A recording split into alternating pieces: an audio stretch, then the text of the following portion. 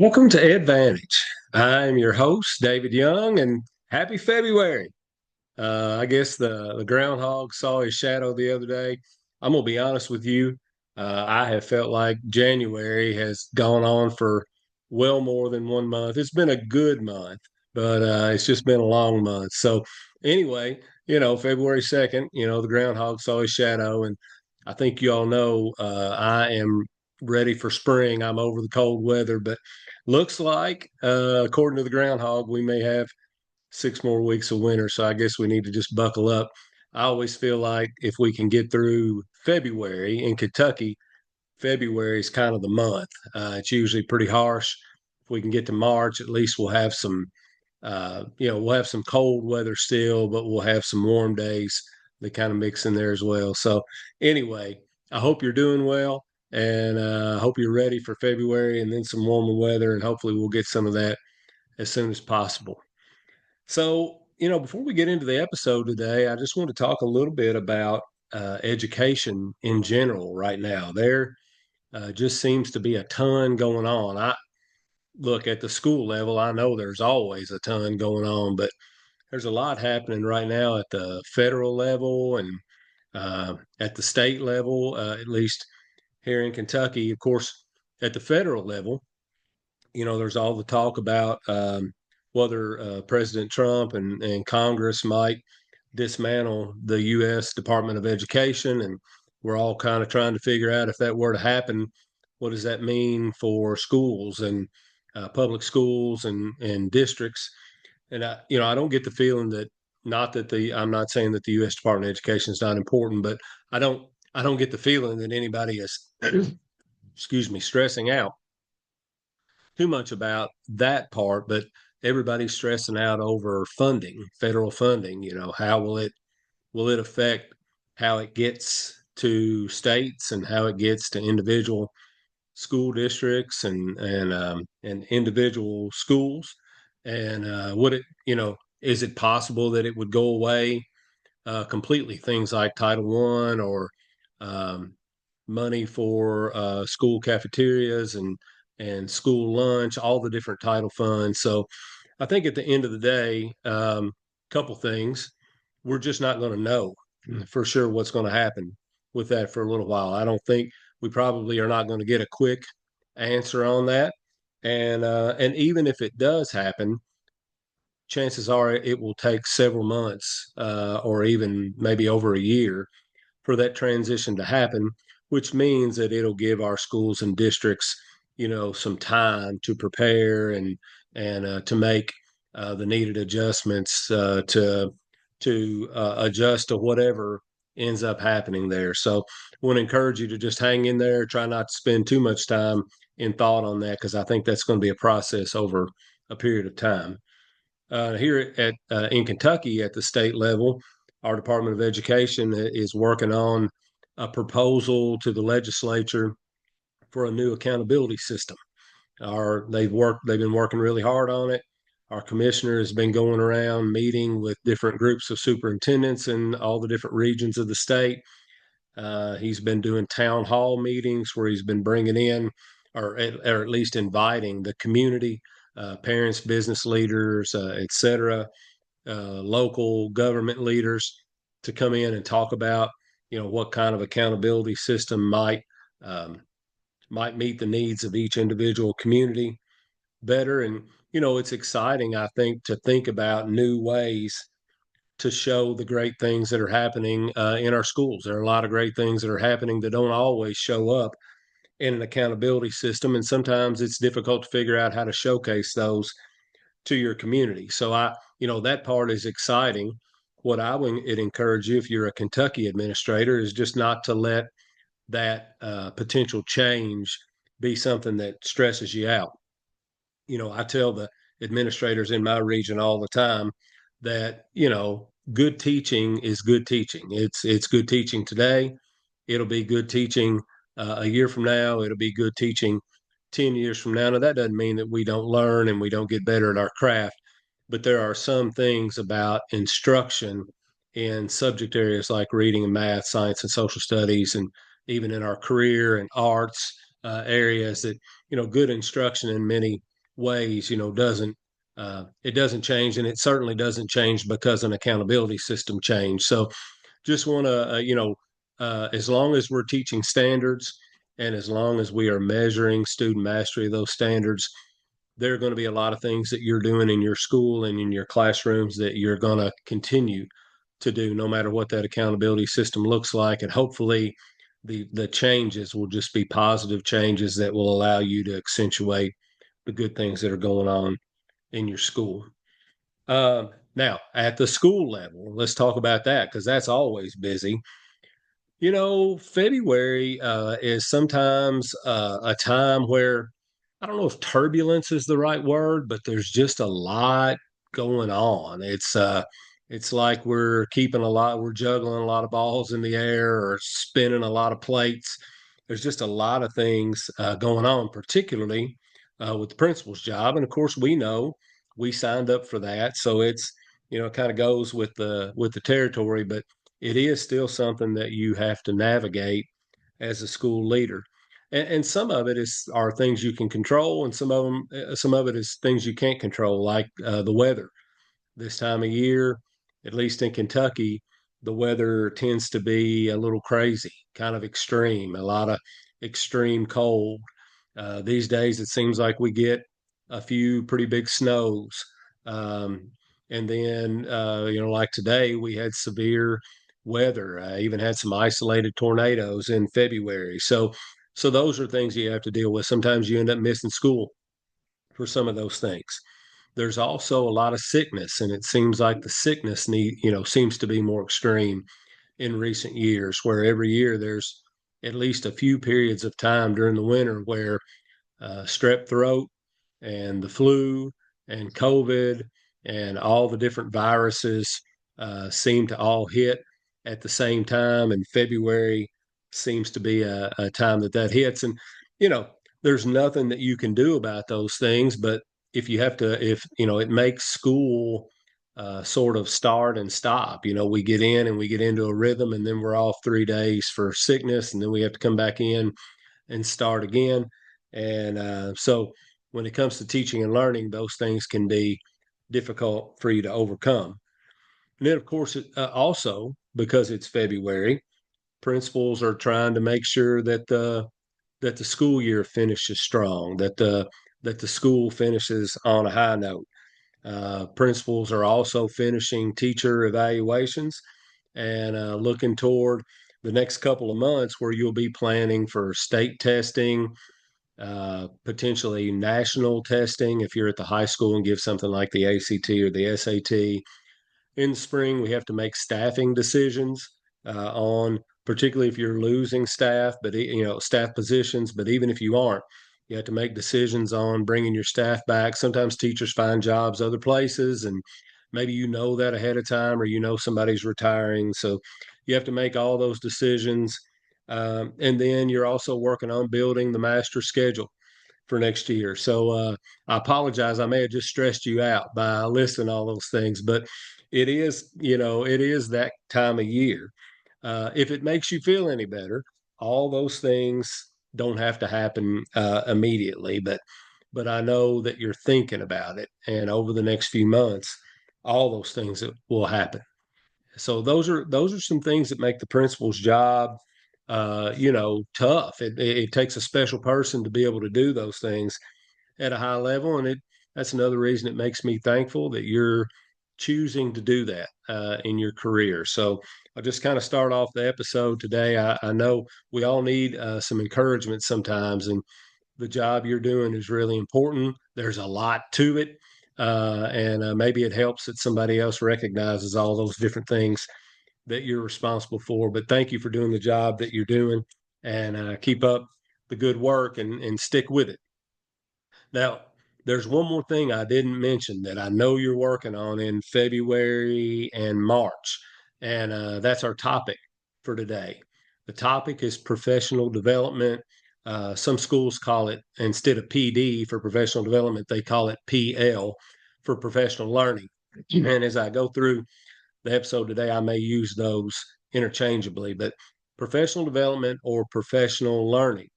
Um, Essentially, as the leader, you have to decide how you're going to handle the time that you have with teachers to train them to improve their knowledge and skills. And, different states, different schools have different amounts here in Kentucky.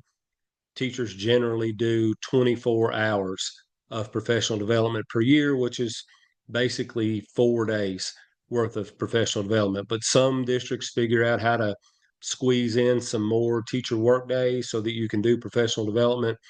Some have a few less, but however many you have, PD decisions are a major decision for your school. They are, and I'm going to make that case to you today. It's one of the most important um, levers that you have as a leader to take your school from where you are to where you want to be.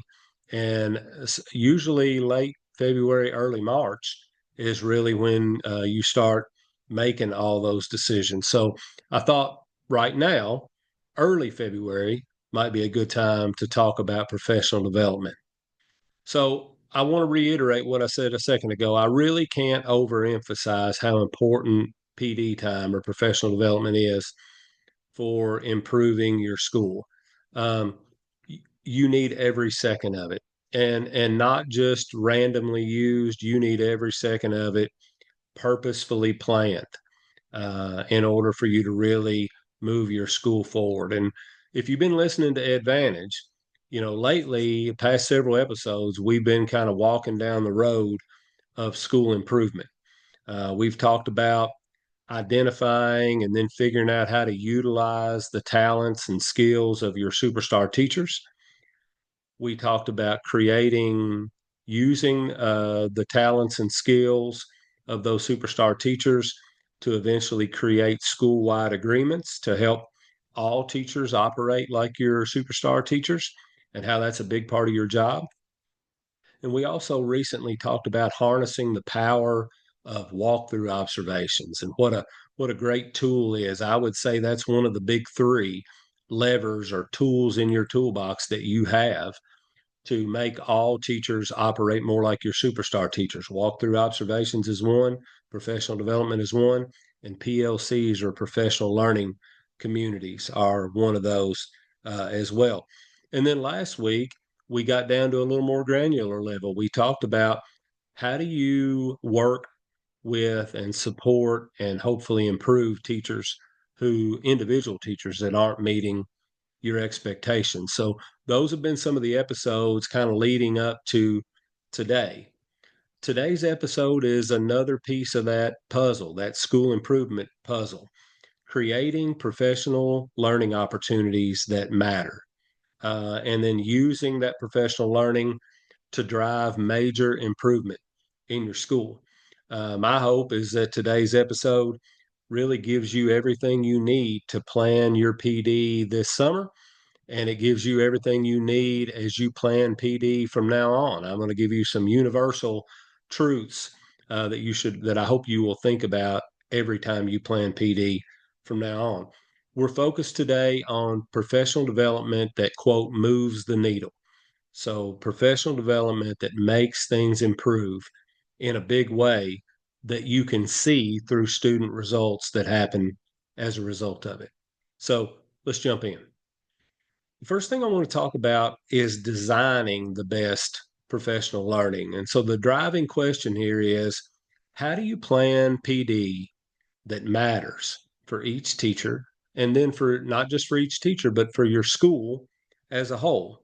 Well, the first thing is you want the PD to be focused. We've been talking about putting agreements in place that identify the best practices that are just how we do business here in our classroom. So once you get those agreements in place, your PD should be exclusively and relentlessly, and those are two key words, exclusively and relentlessly focused on those agreements. I'm going to encourage you when you get those agreements in place, and remember, you don't want 25 or 30 agreement statements. This is a small bundle of statements, and 10 to 15 maybe that describe what teachers agree, and we all agree, will happen in our classrooms each day. So once those things are in place, you don't want to focus any of your professional development on any other topic but the topics that are in those agreements. And then second, as you're designing the best professional learning, I want you to think about um, differentiation. And I'm going to go a little bit against the grain here because differentiation is typically a good thing. But I'm going to say to you right now that while you're trying to implement these agreements, your professional development really does not have to be differentiated to each individual teacher or each department or each grade level, because these are agreements that span across all grade levels, all subjects, all teachers' classrooms.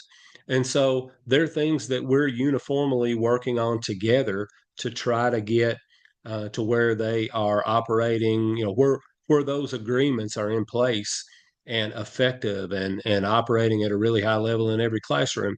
So for a while, maybe for a handful of years, professional development doesn't have to be super differentiated.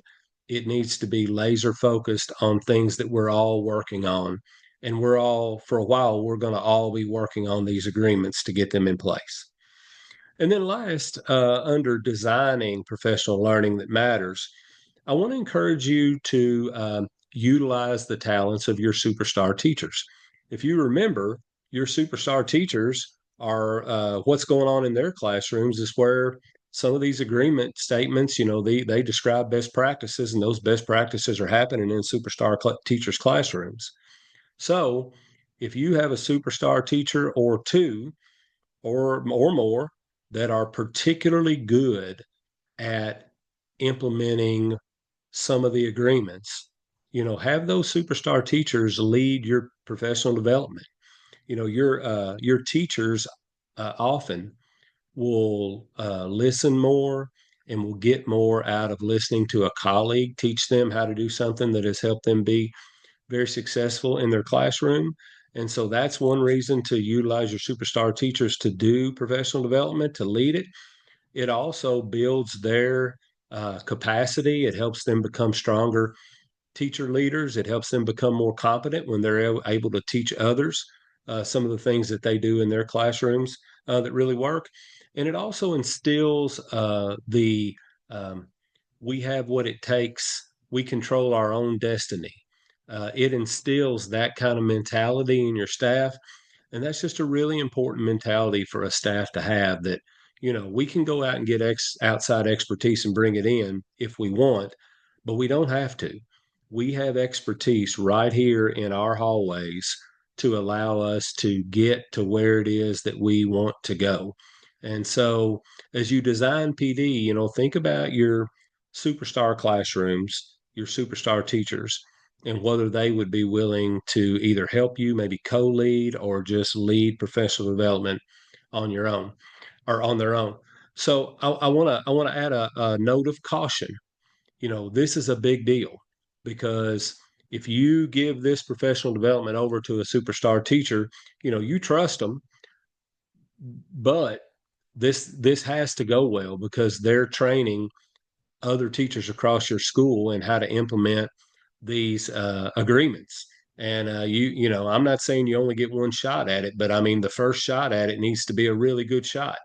So I just want to encourage you, as that teacher is preparing, you need to be part of that process, not to micromanage, but to come alongside them, to support them, to give them feedback. Uh, you may see a part where you say, I really like what you're saying there. Here's some wording that I like to use. I'll typically use that wording with teachers. So if you wouldn't mind, could you use that wording as well? So just you as the leader being a part of that process as your superstar teachers are preparing to lead professional development, I think is a really important thing. So those are three things to remember about designing really high quality professional learning that matters. The second thing I want to talk about, instead of designing, let's talk about delivering professional learning or professional development.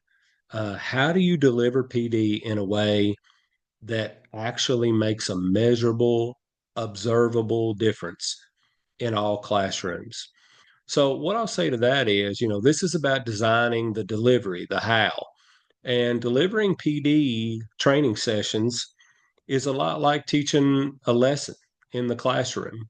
In the classroom, for instance, we don't want teachers lecturing during the whole classroom. So, trainers that are leading professional development shouldn't lecture the whole time either. So, I want you to consider these things.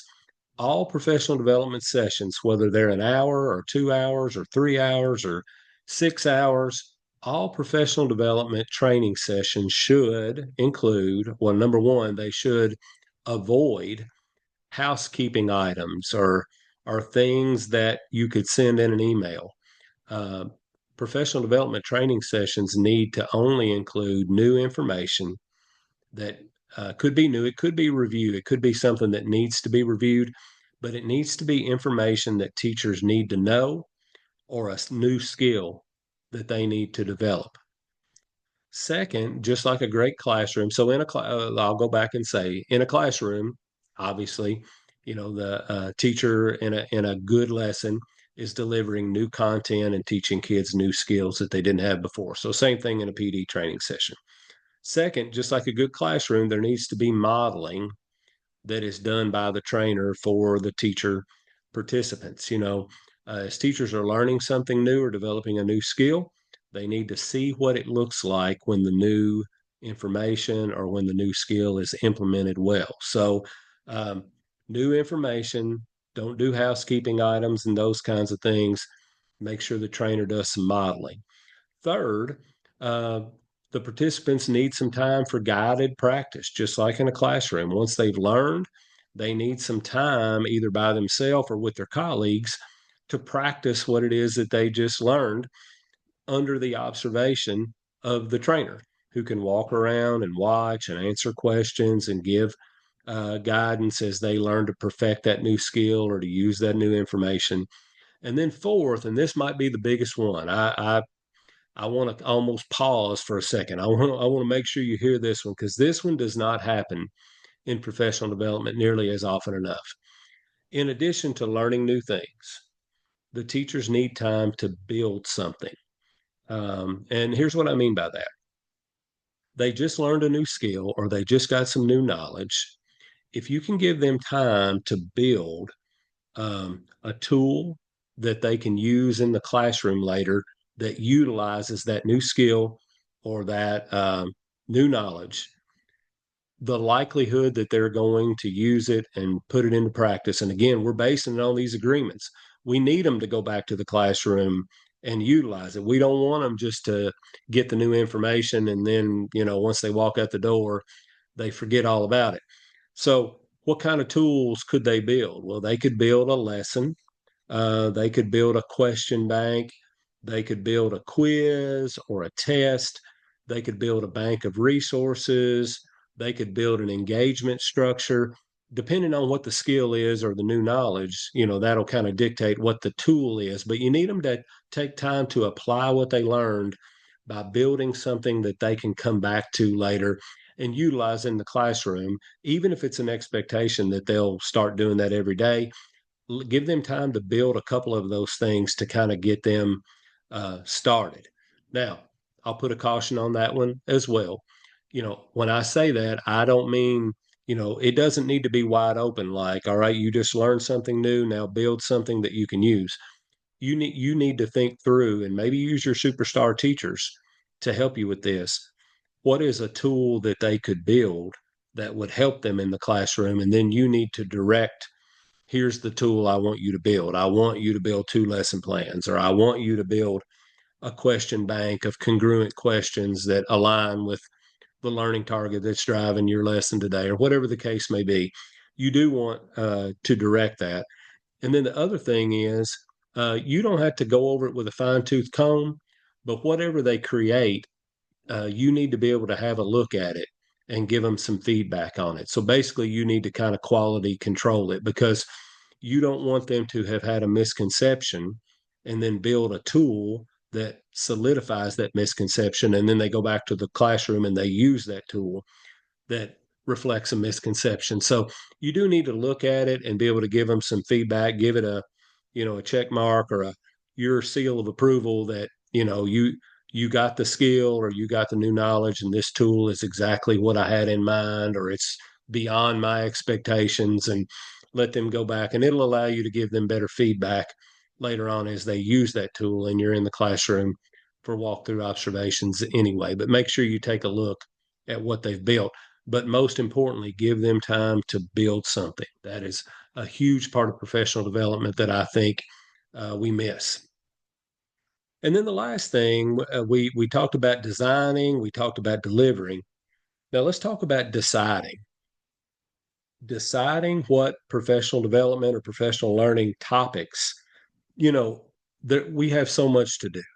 When it comes, you have 4 days of PD. We could do so many things. 4 days of PD typically is not enough. So how do you decide what to do? And then in what order? What do you do first? What do you do second? What do you do third? What should the focus of your professional development be and for how many days? So again, I want to go back. If you have agreements, start there. If you don't have agreements, I want to encourage you to try to get those in place ASAP.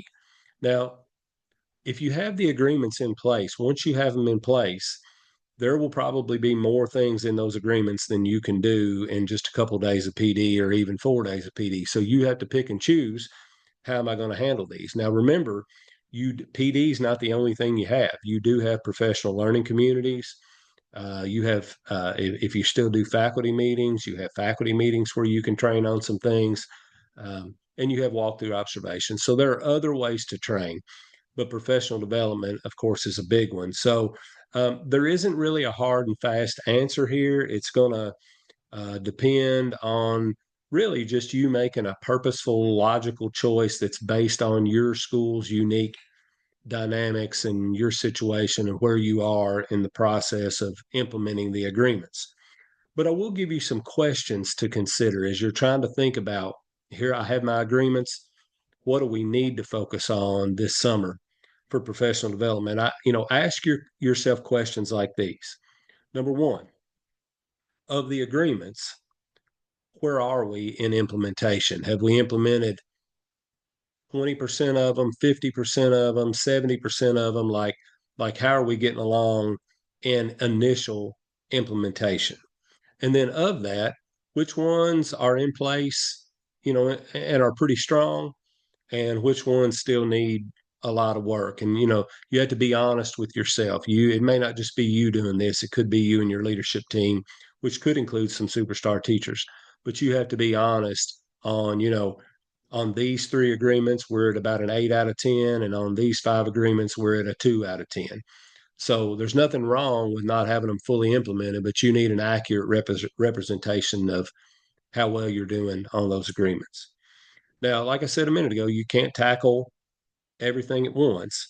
So now you need to start considering which of these agreements might give our school the best return on investment right off the bat. That's one way you could choose what your PD focus is. Which of these, if we spent time on them, could make the biggest difference in student learning? Um, another way you could think about it is, are there any of these agreements that are kind of a cornerstone for the other agreements?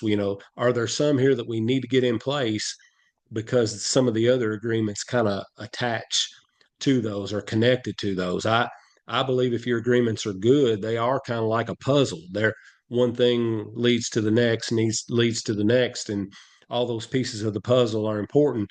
You may have to decide what are some of the core pieces that lots of other pieces attach to. I want to encourage you as well. And we've talked about this on the podcast before. Think about when you, as the principal, think about all the different grade levels and subjects and departments that you have. What is your metric for determining the success of that grade level or subject or department? So, in plain language, if somebody asks you, "Hey, how good is your math department?" Before you answer them, what kind of metric are you using in your mind? And and it needs to be something you need to be basing that on some measurable data. It doesn't need to be based on just a general feel. Now, if you're in those classrooms a lot, you're going to have that's more than just a feel because you have some data behind what you see happening in those classrooms. But you also need a metric, a measurable result like a standardized test score or rubric scores or something like that that you're basing that on. So think about and I'm getting to PD. What kind of metric are you going to use? And then in the episode where we discussed that, what we were discussing is once you decide what metric you're going to use, are the teachers in that department teaching the standards that lead to success, high levels of student learning that will be reflected on that metric? So whatever metric you can think of, there's a set of standards that goes with that. So are your teachers teaching those standards, or are they teaching something else? Are they teaching out of a textbook, or are they maybe teaching just whatever they want to teach or what they've always taught? You want to make sure that they're laser focused on the standards. So if your teachers, if what they're teaching is not aligned with how you're measuring their success in your mind, you need to spend professional development time on that. You need to make sure that they have all of the information they need, that they've had time to work with those standards, that they know them inside and out, and that they know how to teach them. They really that they know what those standards mean, and what the intended learning is for students that come through those standards. So spend some time thinking about that. And if those aren't aligned, you need to spend professional development time on that. Now, on the flip side, if your teachers are teaching standards that are aligned with the metric that you're using, then in professional development, you can shift over to, instead of what teachers are teaching, you can shift over to how they're teaching. Maybe you need to work on congruence or perfect alignment between the questions, resources, and activities the teachers are using in their lesson with the learning target and maybe the standard that they're using to drive that lesson. Congruence, recognizing congruence as a skill, and it has to do with how you're teaching more than what you're teaching. Or maybe you notice that the students need to be actively engaged more often during the lesson. That might be something that you work on. There are lots of different hows, but basically, how is what techniques what techniques are is the teacher using to deliver the lesson. So if what is in place, then focus on how, but only after what.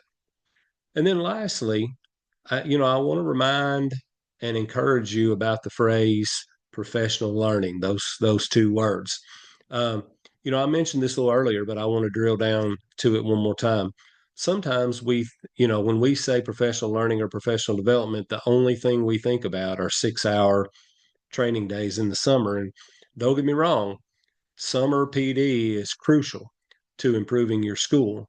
You need to get those agreements in place and use summer PD time to make major progress towards scaling those across your building. But you do have other built in opportunities for your teachers to receive professional learning. You have PLCs, which are PLC stands for Professional Learning Communities. We don't, you shouldn't always use PLCs for data analysis, and that's kind of our default, and that's not bad. You do need to use PLCs for data analysis, but that shouldn't be the only thing you're using them for. You can use professional learning communities for little mini PD sessions with a focus on implementing your agreements and allowing teachers to work together and learn from each other and calibrate what good work looks like, their own work, and what good student work looks like. There's a lot of learning that can happen with groups of teachers inside POCs. And again, if your agreements are in place, you can focus on little mini bite-sized chunks of those agreements during your POCs. And then I mentioned this earlier, but your other built in opportunity for professional learning is in walkthrough observations. When you do teacher growth walkthroughs, like we discussed in 2 episodes a few weeks ago, teachers receive professional learning, but they receive it on the spot, on the job, in real time through your feedback and coaching. And really, because of that, walkthrough observations can be some of the most important professional learning that you can possibly provide your teachers with, because again, it happens just in time. If I'm the teacher and my principal is giving me some feedback and coaching, I'm getting it right then, just when I need to hear it most. And it's very authentic. It's based on what just happened in my classroom. So don't forget, in addition to professional development, you also have PLCs and you also have walkthrough observations in order to provide professional learning to get you closer to implementing your agreements, which is a huge key to going from where you are in your school to where your school wants to go. You can see tremendous improvement that way. So, with that, that is all for today. Thank you for joining me today on Advantage, and I hope you enjoy your weekend. And we will see you next time. Thanks a lot, and take care.